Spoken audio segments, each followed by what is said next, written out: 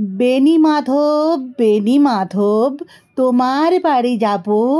বেণী মাধব, তুমি কি আর আমার কথা ভাবো?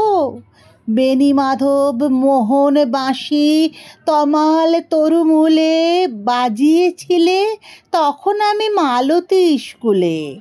ডেস্কে বসে অঙ্ক করি, ছোট্ট ক্লাস ঘর, বাইরে দিদিমণির পাশে দিদিমণির বর। তখন আমি নবম শ্রেণী, তখন আমি শাড়ি, আলাপ হলো বেণী মাধব সুলেখাদের বাড়ি।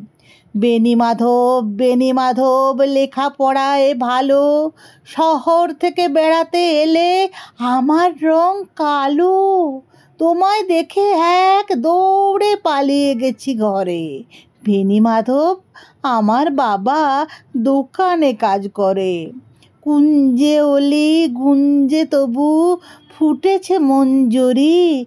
সন্ধেবেলা পড়তে বসে অঙ্কে ভুল করি। আমি তখন নবম শ্রেণী, আমি তখন 16। ব্রিজের ধারে বেণী মাধব লুকিয়ে দেখা হলো। বেণী মাধব, বেণী মাধব, এতদিনের পরে সত্যি বলো, সেসব কথা এখনো মনে পড়ে? সেসব কথা বলেছ তুমি তোমার প্রেমিকাকে? আমি কেবল একটি দিন তোমার পাশে তাকে দেখেছিলাম আলোর নিচে, অপূর্ব সে আলো। স্বীকার করি দুজনকেই মানিয়েছিল ভালো।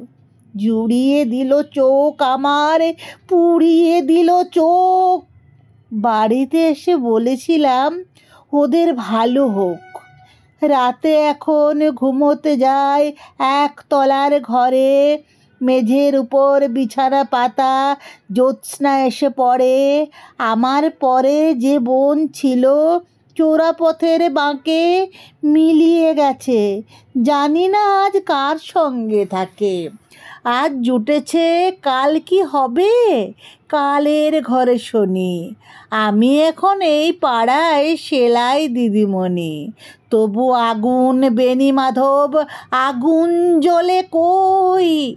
কেমন হবে আমিও যদি নষ্ট মেয়ে হই?